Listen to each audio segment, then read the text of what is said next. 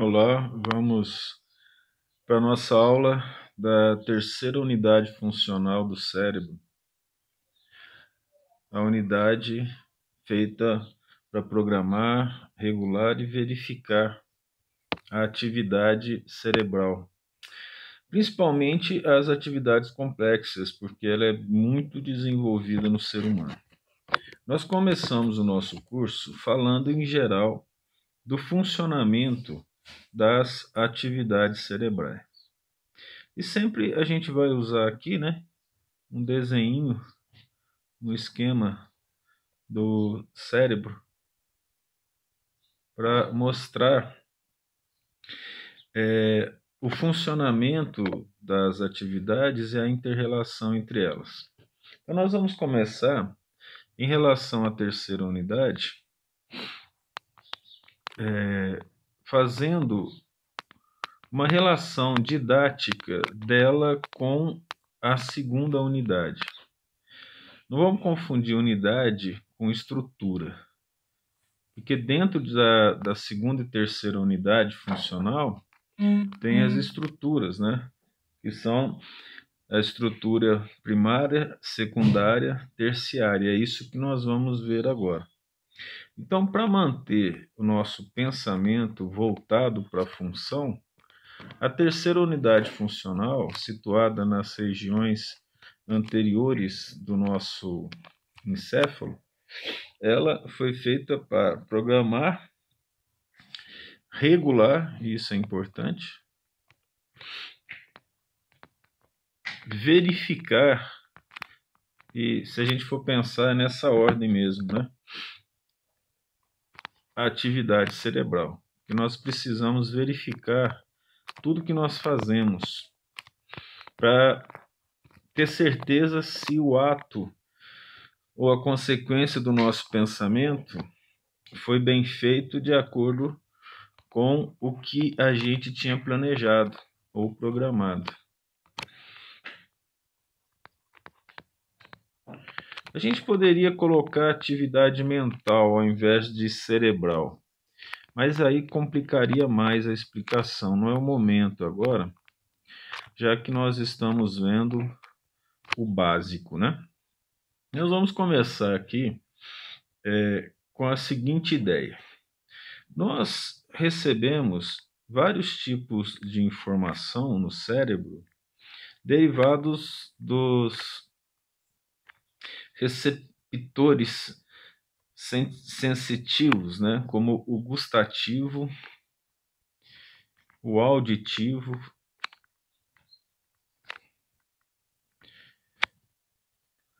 o tato em geral, o visual. O tato em geral a gente pode chamar de somestésica geral, mas eu vou colocar tato aqui, tá? E nós vamos deixar aqui o olfatório de lado, nós não vamos falar do olfatório. Então, vamos colocar uma cor para todas as unidades primárias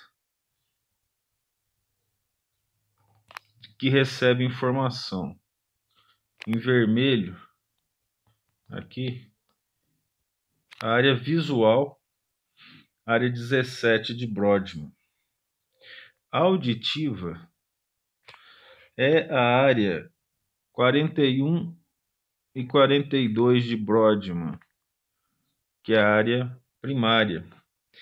A área primária gustativa já está aqui na região 43 de Brodmann. Essas são as áreas primárias sensitivas. Então, o gosto vem aqui para ser processado na área 43. A audição primária na 41 e 42. Acho que isso aqui não ficou bem claro, mas vamos colocar aqui, ó. A área 17 é a área primária visual. A área aqui, vou representar assim, ó. 1, 2 e 3 de Brodmann é a área que recebe as informações do tato, direto do corpo, né? Ou a chamada sensorial geral. Então, essas aqui são as áreas primárias sensoriais. Eu não estou falando da área primária motora. Por enquanto, só a área sensorial, né? E a gente vai seguir as setas aqui, ó. Essas setas, deixar bem claro onde elas estão chegando. Então, quando a informação chega aqui, essas áreas são modalmente específicas. Elas só funcionam para um determinado tipo de informação. A área auditiva não consegue processar as informações visuais, assim como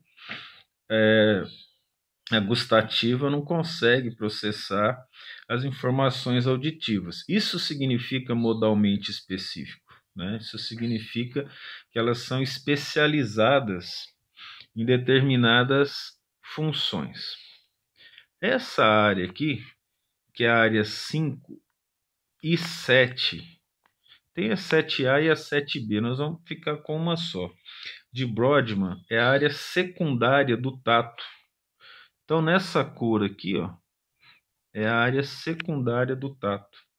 A área secundária da audição é essa área aqui, ó, que está envolvida principalmente a área 22 de Brodmann, nessa região aqui.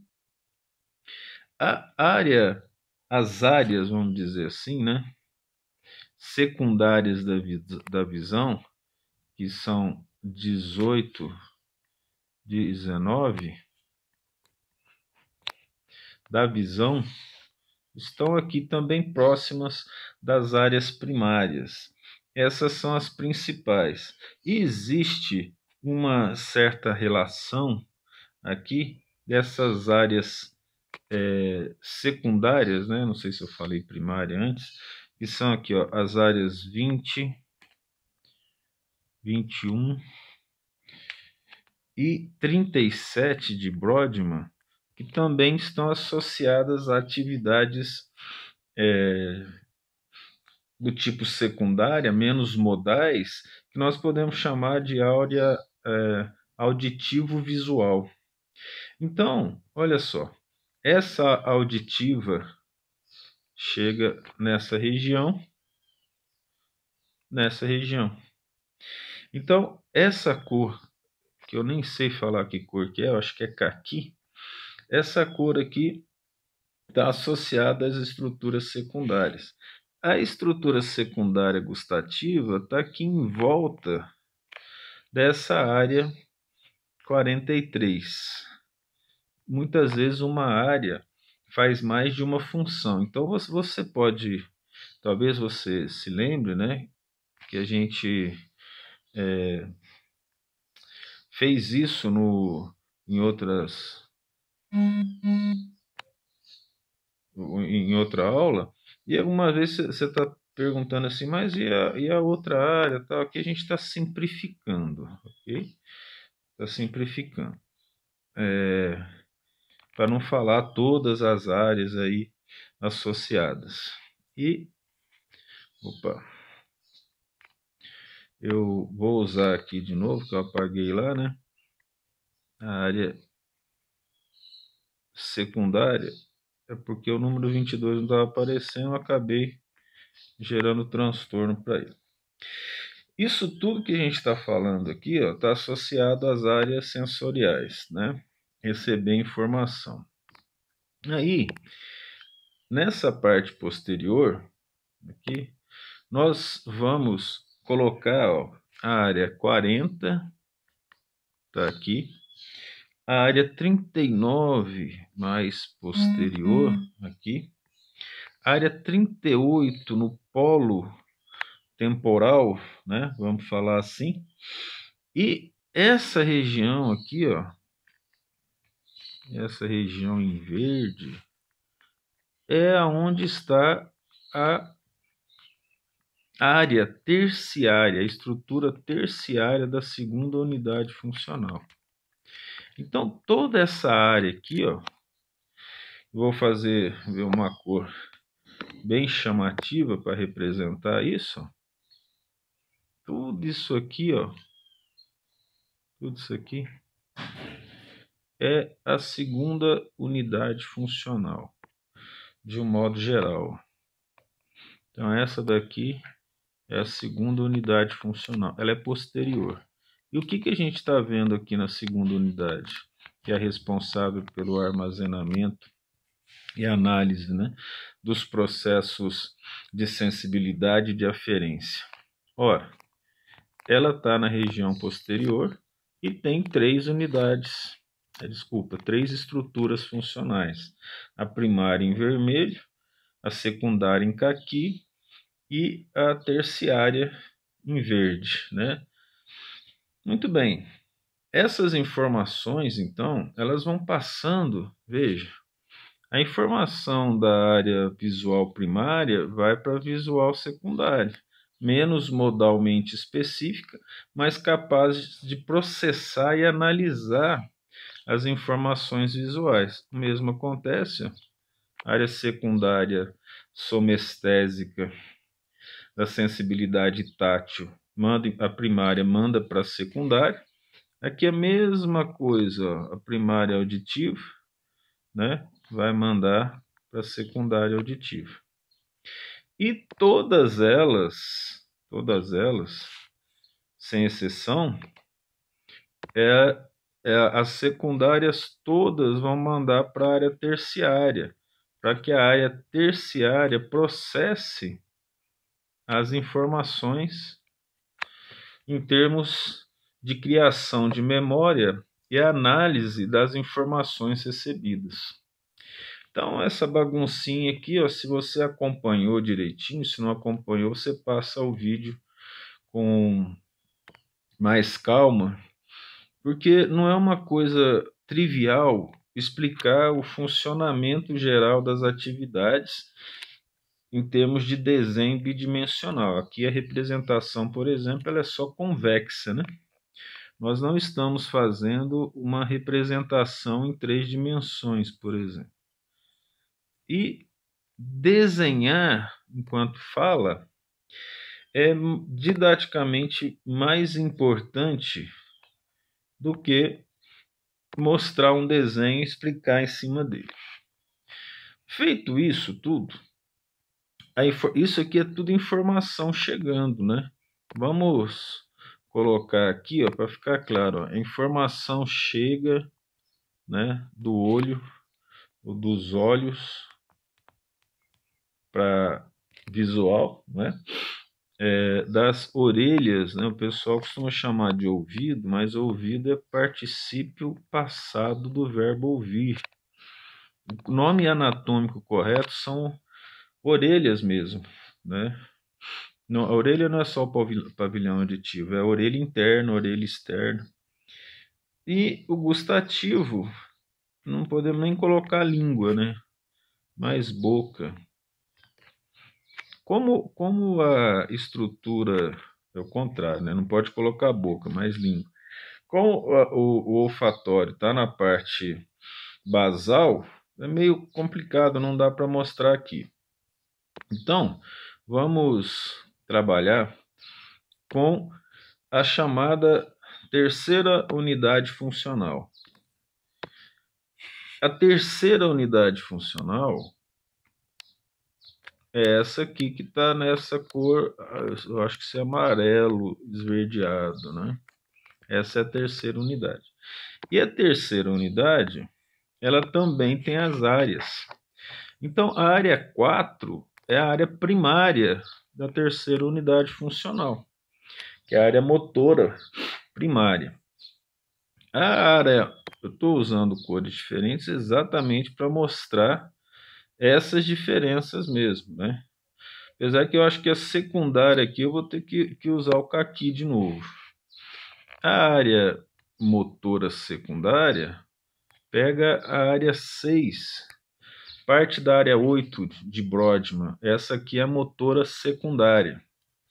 E a área terciária, vou pegar verde de novo, não queria, mas não vai ter jeito. Pega aqui, ó, a área 8, a área 9, a área 10 e a área 11 de Brodmann nessa região. Aqui embaixo da 8 existe a área 46, mais embaixo dela a área 47, mais embaixo aqui as áreas 45 e 44. Essa área aqui é importante porque é a área de Broca. Enquanto que a área 22 aqui, a secundária, é a área de Wernicke, da fala. Então, essa região aqui, ó, que é a parte terciária, aqui, essa região é a pré-frontal. Não vai confundir com pré-central. É a pré-frontal. E aí, ó, a situação importante é você perceber isso aqui, ó. A informação, ela vai chegar da unidade, da segunda unidade funcional, na estrutura terciária, para a estrutura terciária da terceira unidade, para que ela possa programar, regular e verificar a atividade antes de responder. E assim que ela faz essa verificação, ela manda então a resposta para a segunda unidade ou para a primeira diretamente e a segunda também para a primeira. Essa estação aqui, ó, é a estação que vai levar a informação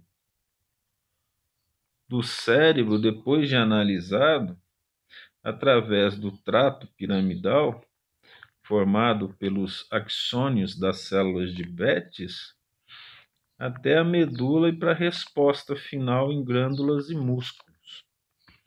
Então, esse trato piramidal aqui, ele é fundamental nessa situação de retirar as informações do cérebro para fazer a resposta ao ambiente. Então, essa bagunça toda aqui, que você pode passar devagar, né? É uma bagunça bem organizada, vamos falar assim, ó. Começa com a entrada das estruturas, né? Estruturas aferentes de informação. Nesse caso, eu estou usando a palavra estrutura para representar estrutura funcional sensitiva, né? Então, essas informações vão chegar nas áreas primárias, depois secundária e terciária sensitivas. Quando chega na terciária, ela é enviada através de um trato associativo, né? Chamado aí de longitudinal superior. Na verdade, o nome que nós damos é fascículo. Não pode esquecer, essa seta tem que estar para cá também, porque a informação vai e volta no que nós podemos chamar, nesse caso, de anel reflexo, que nós já citamos antes em relação a isso. Então, isso que a gente está vendo no córtex, a segunda unidade funcional mais a terceira unidade funcional, as duas são responsáveis pelas chamadas formas superiores de comportamento. O que significa isso? Significa que elas são responsáveis pelos processos cognitivos, os processos de pensamento superior. Em todos os animais, só que com um avanço extraordinário em relação aos seres humanos. Então, vamos resumir essa situação aqui em termos de importância, né? Então, o que acontece? Ó? Informações sensoriais do corpo, como a gente viu no desenho, agora a gente faz em esquema, né? As informações sensoriais, elas são levadas, depois de serem processadas pela segunda unidade funcional, para a terceira unidade funcional. Então, essas informações sensoriais, quando passam pela estrutura terciária da segunda unidade, ela vai para a terceira unidade, para poder gerar intenções em relação a essas informações que chegam. Intenções, além das intenções, ocorre elaboração de planos de ação, mais ou menos complexos ou demorados, programas de ação para a execução dos planos, e esses programas podem se tornar quase que reflexos com o passar do tempo. Isso, para o ser humano, é muito importante, que é a inspeção do próprio comportamento. Essa inspeção do comportamento é que faz com que a gente possa mudar uma palavra, mudar um gesto, enquanto ainda a gente está executando. No sistema que nós falamos de feedback ou de anel reflexo, né? A informação o tempo todo ela está sendo analisada pelo córtex pré-frontal.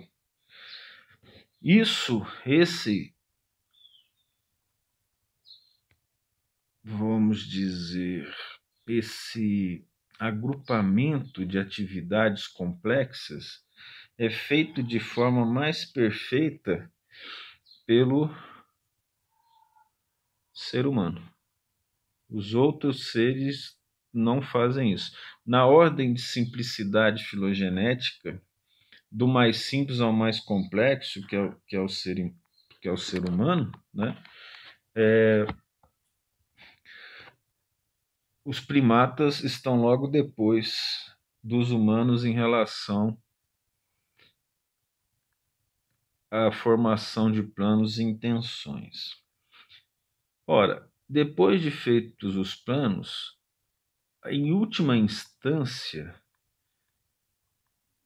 é a ação, que é a área motora primária, ou a área motora 4 de Brodmann. Nessa área motora 4, ela apresenta uma organização topográfica. Você pode lembrar aqui do homúnculo de Penfield, com os tamanhos diferentes, né? Em relação à quantidade de receptores para as áreas motoras, elas são maiores nos lábios, na língua, na mão em específico o polegar. Então, essa área motora aqui, o que ela apresenta de característica em termos de estrutura topográfica, né? Elas têm ali uma grande quantidade das células gigantes de Betz, que são aquelas que retiram a informação do cérebro. Elas têm uma grande quantidade de dendritos, é impressionante, porque em relação aos outros animais, a área dendrítica das células motoras humanas é surpreendentemente grande. Não obstante, aliás, eu coloquei isso aqui errado, não tem mais células de Betz do que um primata, ela tem até menos, quase a metade por milímetro cúbico. Só que a qualidade e o tamanho delas é muito grande e a estrutura ela é regulada também por atividade glial não muito compreendida. Então nós temos muito mais glia de suporte aos neurônios do que os outros animais. Essa região, então, ela gera, graças à parte terciária da terceira unidade, uns impulsos neurais melhores do que os outros animais, porque eles são mais controlados. A atividade é mais controlada.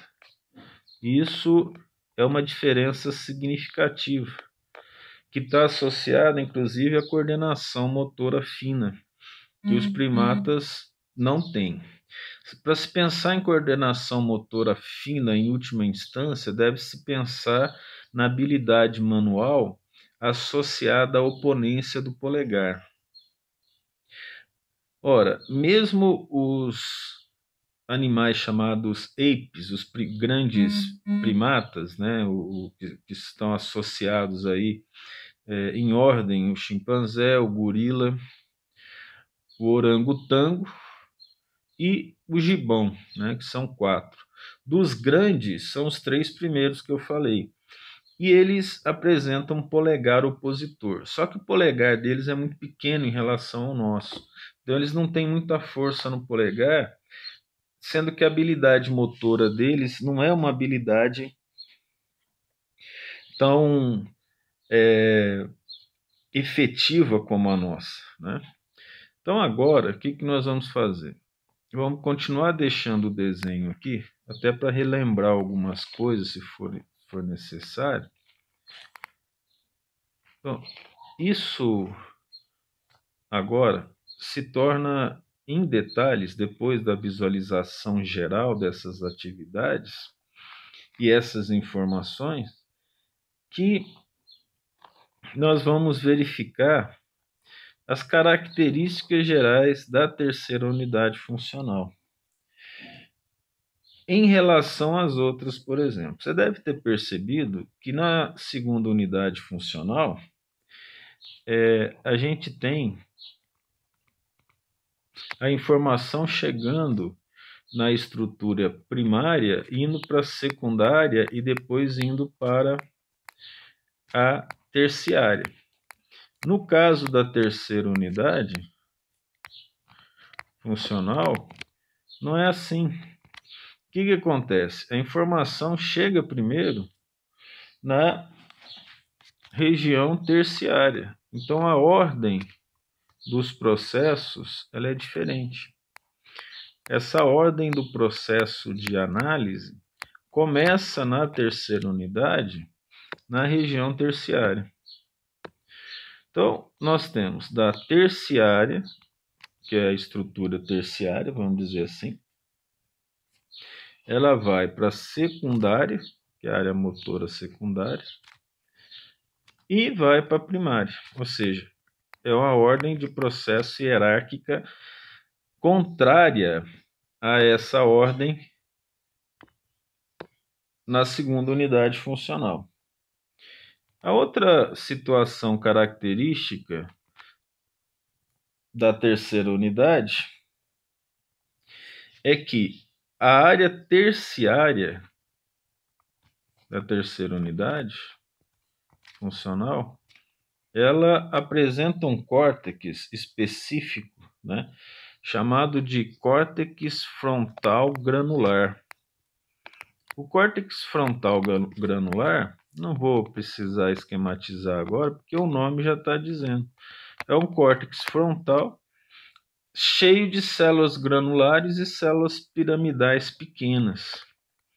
O que significa isso? Para quem entendeu um pouco da relação do córtex e das células granulares, eles são sem modalidade. Quando você tem as células granulares gigantes na área 4, estrutura receptora modal. Você tem células de Betz gigantes na camada 5, então você tem um córtex modalmente específico motor. As outras são intermediárias. E essa frontal, ela é sem modalidade específica, ela é inespecífica. Ora, esse tipo de córtex inespecífico é um córtex analisador de informação. Ele não pode ser modal, porque ele tem que fazer uma associação das informações sensitivas para gerar informações motoras. E então ele precisa receber informações auditivas, visuais, gustativas, olfatórias, de uma maneira geral para poder ser um analisador, né? Então, esse analisador determina a função geral do córtex terciário ou pré-frontal, que a gente não pode perder isso de vista. Olha, uma coisa muito interessante em relação a isso é a posição da terceira unidade funcional. Por quê? Porque ela tem uma posição privilegiada em relação a receber e enviar informações. Então, essa unidade é a unidade com maior quantidade de fibras de associação no córtex cerebral. Ela recebe informação e envia informação para a primeira unidade funcional. Ela recebe e envia informação para todo o outro córtex. Então, ela está associada aqui, ó, com as informações subcorticais, e aí nós podemos falar de tálamo, principalmente, de mesencéfalo,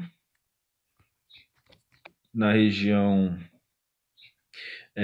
em que está situada a primeira unidade funcional, que é a formação reticular, principalmente, e corticais. Então, aquelas setas que nós usamos em cima são setas que estão ligadas a essas informações que nós falamos. Então, de uma maneira mais simples, né? Vamos fazer aqui, ó, outro cérebro. Esse tipo de desenho aqui representa o cérebro de um rezo, né? Que é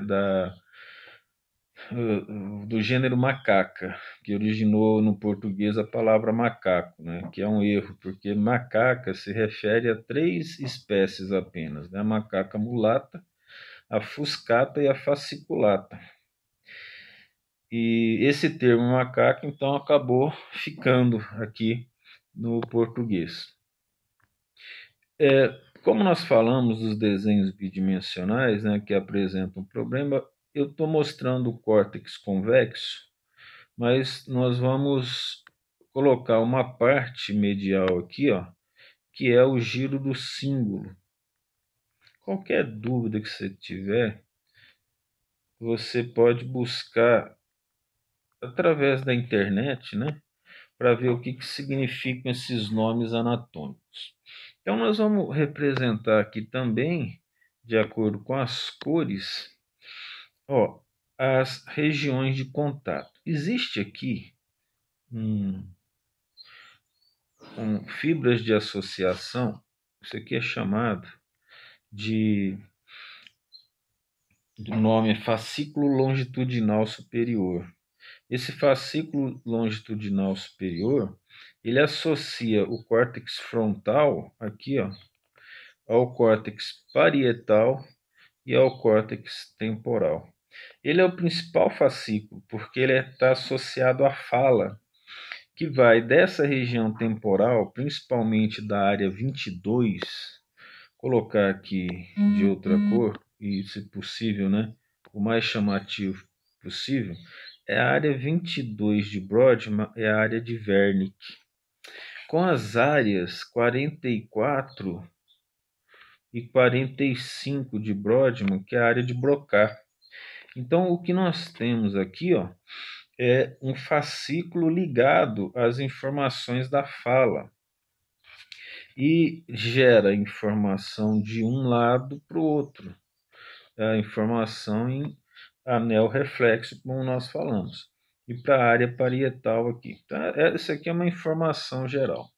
Mas, para se ter uma ideia, nós temos então as informações saindo do córtex frontal, por exemplo, saindo aqui, ó, e chegando até o parietal, desculpa, o temporal, né, e gerando comunicação aqui. Quem faz isso aqui, ó, é o chamado giro cingulado, ou fascículo, né, cingulado, que gera, que leva essas informações aqui.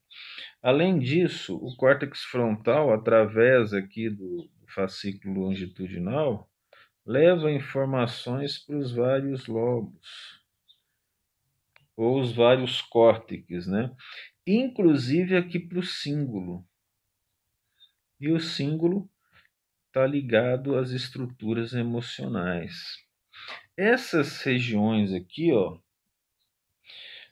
são regiões em que nós não podemos esquecer que as informações vão e voltam. Só para representar de outra maneira em relação às vias, aqui vai ser em azul, também o lobo temporal, ó, manda informação aqui para o frontal. Lembra que o frontal, no pré-frontal, nós temos principalmente as áreas 8, 9, 10, 11, 46, 47, 44, 45.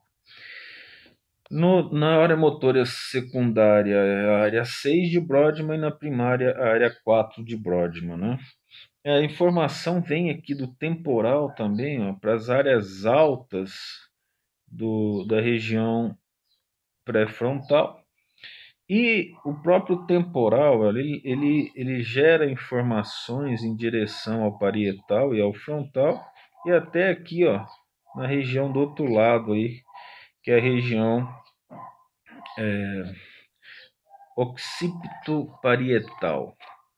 Então aqui é uma troca de informações que também, devido à complexidade, né, do desenho secundário, é que o desenho em duas dimensões, é tanto nome, né, que você pode ver de novo aos poucos, né?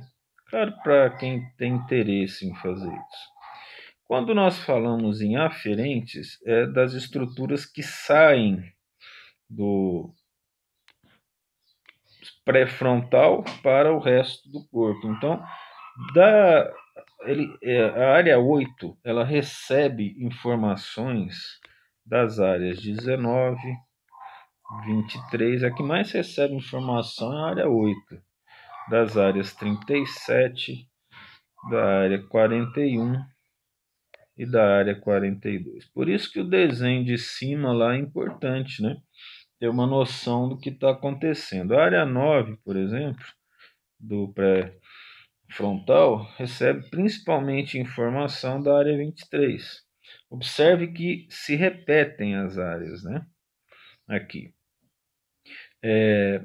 A área 10, por exemplo, ela recebe dados de informação das áreas 23, 37 e da área 48, que vocês vão ver lá em cima, né? No esquema aqui de cima, que nós já esquematizamos ali.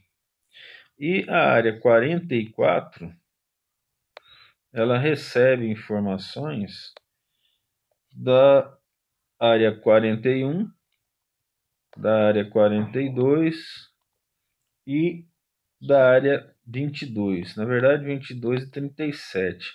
Olha que interessante. Isso aqui é a área de Broca, né? Recebendo informações de outras áreas e principalmente da área de Wernicke, que é a área 22, ligando a fala sensitiva à fala motora. E a área 47, ela recebe informações das regiões de Brodmann 36 e 38, que estão lá do lado medial do córtex cerebral. Aqui, as informações eferentes, né, aquelas que saem do córtex pré-frontal e levam para outras áreas, do que a gente está falando daquele esquema. Aí nós temos aqui, ó, informações saem da área 8 e vão até a área 18. A área 18 é a área visual secundária, né? Observa que a gente consegue perceber isso através da análise do fascículo longitudinal superior. A área 10 leva a informação, depois de processada na região 44, para a área 22, que é a área de Wernicke. A área 46, lá no meio, né, da pré-frontal, da região pré-frontal, leva informações para a área 6, que é a secundária motora, a área 37 e a área 39, que estão ligadas principalmente à região secundária temporal. A área 47, perto da 46, no pré-frontal, leva informações para a área 38, que é medial. E a área 24 leva informações para a área 31 e 32, mediais também. Então, na verdade, algumas médio-basais. Então, essas são as relações. Para que tudo isso aqui? Ó? Tudo isso está associado com receber e enviar dados depois de processado. Receber é fundamental para poder ter como analisar. E enviar depois de analisado, depois da formação de planos, depois da organização geral do sistema neural, a situação então fica melhor, vamos dizer assim. Então, essa zona pré-frontal, que é a área terciária da terceira unidade funcional, né? Como nós falamos, o que está aqui, ó, ela é rica em conexões. Nós vimos isso, né? Vamos dizer, está provado. E é necessário. Se ela não tiver dados, não consegue pensar. É o normal, né? A pessoa pede para você fazer alguma coisa, você não tem dados, como é que você vai resolver isso, né? E para gerar as informações todas, o Luria gosta de citar isso várias vezes, que as intenções estão associadas à fala, assim como o planejamento. Porque o que é a fala? A fala é a estrutura mais importante do pensamento. Porque se nós pensássemos e não conseguíssemos nos comunicar, o pensamento atrofiaria. Então, a comunicação é fundamental para gerar pensamento e inteligência.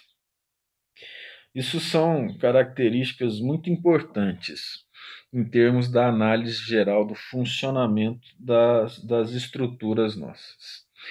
Estruturas essa associada ao comportamento complexo. Eu acho que agora nós não precisamos mais dessa baguncinha. E nós vamos comentar sobre o que acontece quando um animal ou um ser humano, por acidente, ele tem lesado ou extirpado o córtex frontal ou pré-frontal. Lá na história da anatomia, lá nas primeiras aulas de história, nós comentamos sobre a lobotomia, né, que gerou o prêmio Nobel, feita por portugueses, em que se injetava álcool através dos olhos para gerar lobotomia. Depois foi verificado que medicamentos conseguem consertar essa situação. Então, a lobotomia muito invasiva, né, muito complicado de fazer, ela foi removida, vamos dizer assim. Nós não podemos esquecer também, nós citamos das relações do córtex pré-frontal, ou os córtex de uma maneira geral, com as estruturas subcorticais, principalmente o tálamo, né? Isso é importante para a gente pensar um pouquinho. Ali a gente estava falando da fala. A criança, então, ela começa a falar e, para justificar a importância da fala no desenvolvimento, é uma coisa muito interessante, que é a maturação do encéfalo. A maturação do encéfalo, ela está associada a situações específicas em anos, durante o desenvolvimento da criança. Por exemplo, existem dois momentos, vamos fazer um gráfico aqui, muitas vezes é até melhor escrever, mas essa parte visual aqui, ela é interessante. Nesse gráfico aqui, nós vamos mostrar uma porcentagem de crescimento da área cortical. Então aqui nós vamos falar aumento da área superficial do córtex pré-frontal. E vamos marcar aqui os anos em que isso aconteceu. Por exemplo, esse ponto aqui, ó, acontece entre 3,5 a 4 anos de idade. E um outro ponto marcante acontece aqui, ó, nessa região, que é de 7 a 8 anos de idade. Então, esses são os dois momentos em que a área do do córtex pré-frontal aumenta bastante durante o desenvolvimento e que está associado à retenção da fala e à aquisição da fala. Por exemplo, a velocidade de maturação das células cerebrais, ela cresce demais até os 3, 4 anos e meio. Depois ela diminui por volta dos 5 anos e ela volta a crescer nos 7, 8 anos. Ela diminui e depois ela estabiliza. Então isso aqui representa a velocidade de maturação dos neurônios do córtex pré-frontal. Dos neurônios pré-frontais. Esse gráfico, isso aqui é em termos de porcentagem, né? Então, por exemplo, esse crescimento em porcentagem máximo aqui, está associado a 2%, por exemplo, de crescimento, que é muita coisa. Ora, em função desse processo de maturação que a gente está falando, quando se gera uma lesão da criança, lesão da região pré-frontal na criança, ela tem um problema sério de fala depois, porque as áreas estão crescendo, estão amadurecendo. Já não acontece o mesmo com o adulto em relação a essas regiões, como similarmente ao que acontece na segunda unidade funcional. Mas a lesão, inicialmente, ela gera distúrbios sensitivos.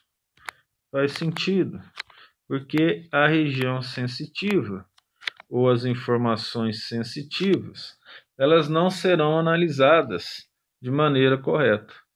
Então, o que vai acontecer em relação a isso é que esses distúrbios sensitivos, ele atrapalha a análise, né? Vamos dizer assim, a diminuição ou perda da análise sensitiva. Ora, como a gente enxerga mais do que todos os outros sentidos juntos, vamos falar assim, essa vai ser a mais prejudicada. Então, nós temos uma diminuição da análise visual, principalmente, e da sinestésica, que é a sensibilidade geral, que está associado aos movimentos complexos. O outro item importante é a perda do comportamento racional. Então, tanto o animal quanto o indivíduo, ele perde o comportamento racional.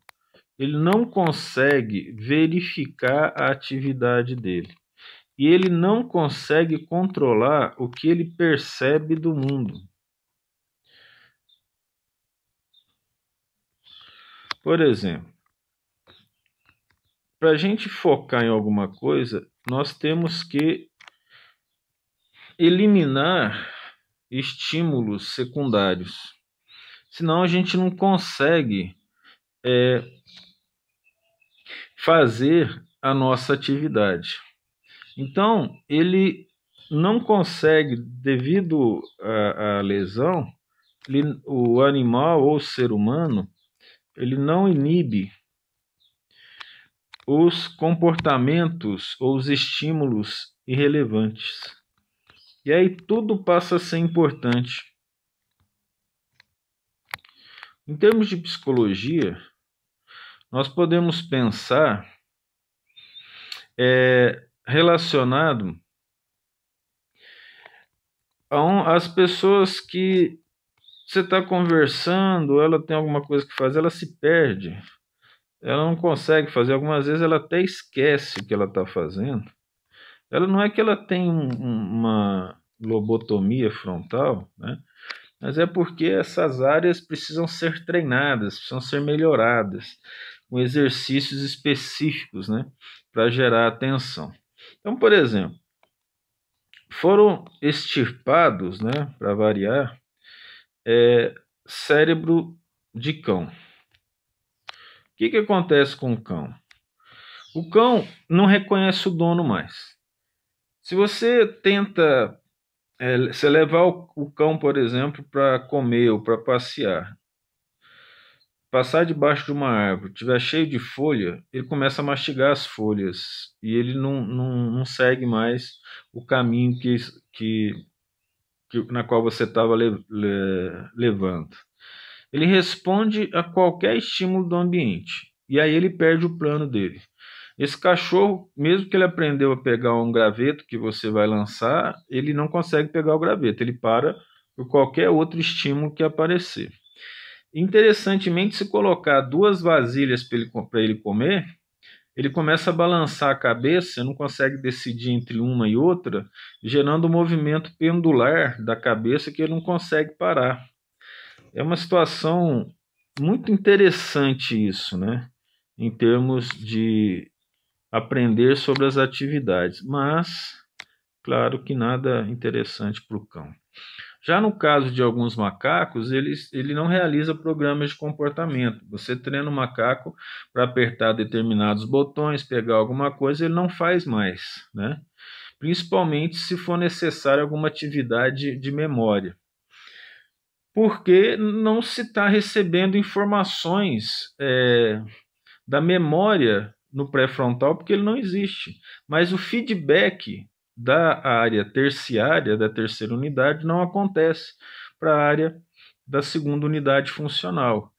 E ele não dá respostas retardadas, ele só responde no momento, ou seja, ele não consegue manter dados na memória. Ele tem vontade de comer, vai comer, vê um estímulo irrelevante, vai passar fome, ele não consegue chegar na comida.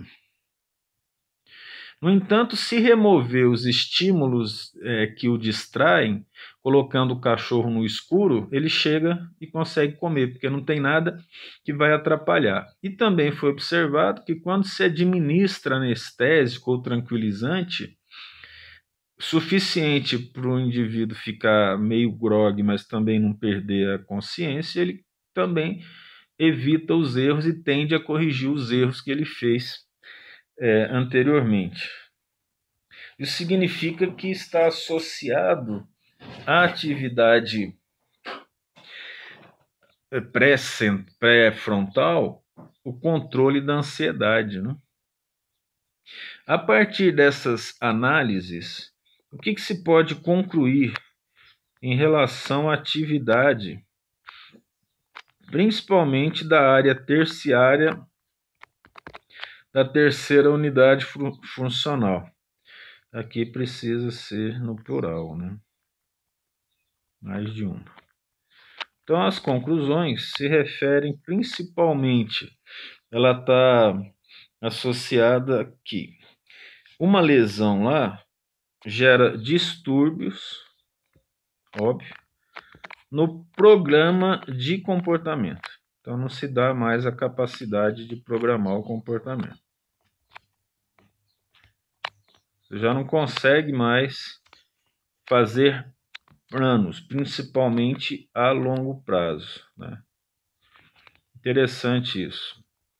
E o indivíduo com essa região lesada e também parte da região posterior, que ele não conseguia determinar não só a localização dele, né, porque é da segunda unidade funcional, como também o controle dos estímulos, que eu já citei no exemplo, né? Ele sai para tomar água e vê uma pessoa passando por ele e ele quer tomar água, mas ele não consegue não seguir a pessoa. Ele tem consciência que ele está errado, que não tem que fazer aquilo, mas ele faz. Ele não consegue programar o comportamento dele em relação aos objetivos. Tô com sede, quero tomar água. Qualquer estímulo irrelevante, ele acaba perdendo isso, né? Ele então perde a capacidade de criar planos. Não consegue criar planos. Isso é uma coisa que para o ser humano é muito complexa, né? Porque a gente planeja tudo. Levanta, toma café, não necessariamente nessa ordem, né? Vai trocar de roupa, depende de cada um, e vai para o trabalho, vai para a escola e assim por diante. E nós criamos planos o tempo todo, né? Ó, depois que eu terminar determinada tarefa, eu vou fazer outra, depois eu vou assistir um filme, uma série, e assim por diante. Principalmente criar planos visando o futuro. O indivíduo perde a capacidade de enxergar o futuro. Isso é muito complexo, porque o futuro significa, para a maioria das pessoas, esperança. Então, a situação estando difícil agora, ele vai pensar no futuro como esperança, já que o passado não tem mais o que fazer e o presente não está bom. O indivíduo perdendo essa capacidade aqui, ó, ele é ansioso e, ao mesmo tempo, ele é deprimido. E existem características assim, em termos clínicos, né, em determinados pacientes.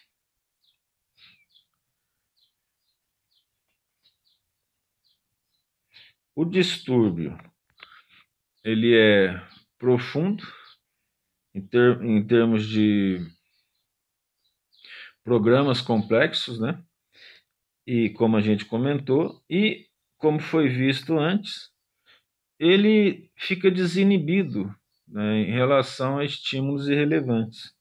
Então, ele dá uma atenção ao ambiente que antes não era dada.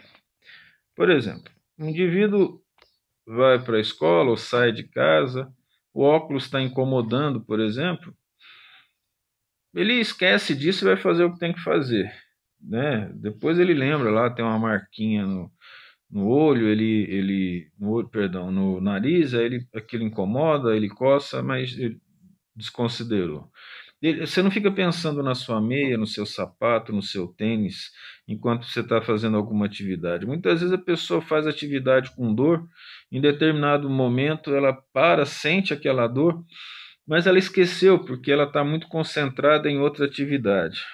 Então, dar atenção aos estímulos chamados irrelevantes, vamos entender que esses estímulos irrelevantes são aqueles diferentes do programa que você fez na cabeça, né? Que você quer executar, mesmo que seja simples, como, por exemplo, tomar água, comer. Então, os estudos em animais, eles mostraram isso.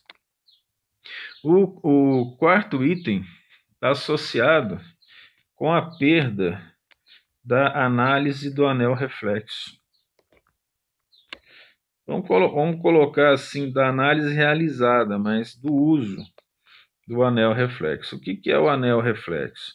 É aquele aquelas vias, né, que mandam e recebem informações diretas das várias regiões do córtex. Isso aqui é importante porque até hoje tem pessoas que consideram que o córtex cerebral trabalha com arco reflexo. E arco reflexo é muito simples. Significa poucos neurônios trabalhando sem análise do processo. Então, não existem, de acordo com a neuropsicologia, para o comportamento superior, arco reflexo. É claro que existe aí alguns reflexos associados ao sistema simpático e parasimpático na cabeça, mas o que se está falando aqui é de comportamento superior, que é bastante importante. Ora, para finalizar o nosso estudo sobre as unidades funcionais, e nesse caso específico sobre a terceira unidade funcional, o mais importante para psicólogos, médicos, enfermeiros, terapeutas ocupacionais, fisioterapeutas, podemos colocar aqui o pessoal que trabalha com a fala, né, os fonoaudiólogos também, que é no córtex pré-frontal humano, né, quais são as características do córtex pré-frontal humano em relação aos estudos de lesões dessa região. Como é uma região mais nova, ela chega a crescer no ser humano a ponto de tomar aproximadamente 25%. Isso é só pré-frontal, tá? 25% da massa do encéfalo. O lobo frontal como um todo é cerca de 40%. Não tem nada perto disso nos outros animais, nem em primatas, né? Então, quando nós falamos aqui, o que significa o córtex pré-frontal humano? Significa a estrutura terciária da terceira unidade funcional.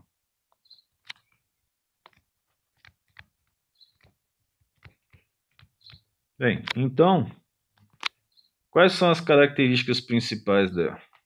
Nós já vimos no começo. Regular a atividade. Toda atividade mental precisa ser regulada. Isso está associado a raciocínio, pensamento, direcionamento do pensamento. Então, regula a atividade que está ligada à fala, que está ligada ao comportamento complexo e ao pensamento, como nós já citamos isso. Ele trabalha com expectativas.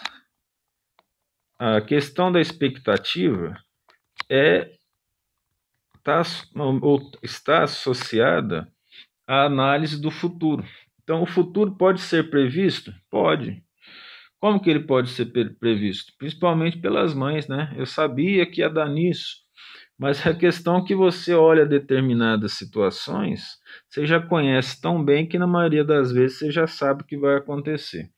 E essa expectativa, você está diante de alguma coisa nova, ou mesmo de alguma coisa que você quer que aconteça, por exemplo, ela está ligado a potenciais de ação longos. Ou seja, potencial de ação longo significa que aquilo está na sua cabeça e vai ficar durante um tempo. E esses potenciais de ação longo e essa expectativa pode ser diminuída, por exemplo, com o uso de tranquilizantes, de sedativos, e no caso de calmantes, né, para o ser humano. Muitas vezes, para se ter ideia, se esse potencial não for controlado, né,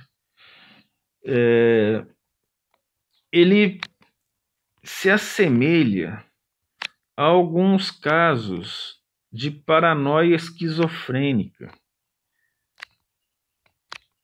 Quem já viu uma crise de esquizofrenia em termos de paranoia. Se você não viu, você pode colocar na internet, procurar. Não é uma coisa muito interessante, não. Aí você vê que o comportamento humano, quando ele não está equilibrado, gera transtornos muito graves para as pessoas, né? Ele é, o córtex pré-frontal, o principal ativador da fala. E nós sabemos que a fala está associada a comportamento complexo, intenções, planejamento. De alguns momentos, a pessoa ela fala até em voz alta o que ela vai fazer para manter isso em estado mnemônico para poder executar as ações dela. O que significa a fala? Formas complexas de atividade ou forma complexa do comportamento. Então, a fala ela é a manifestação das intenções do pensamento e gera um comportamento complexo.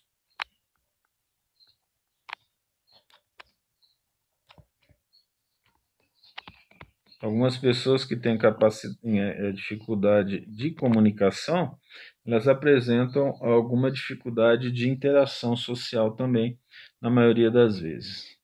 E a parte mais interessante em relação à finalização do trabalho do córtex pré-frontal, que é o controle do estado de ativação da atividade consciente.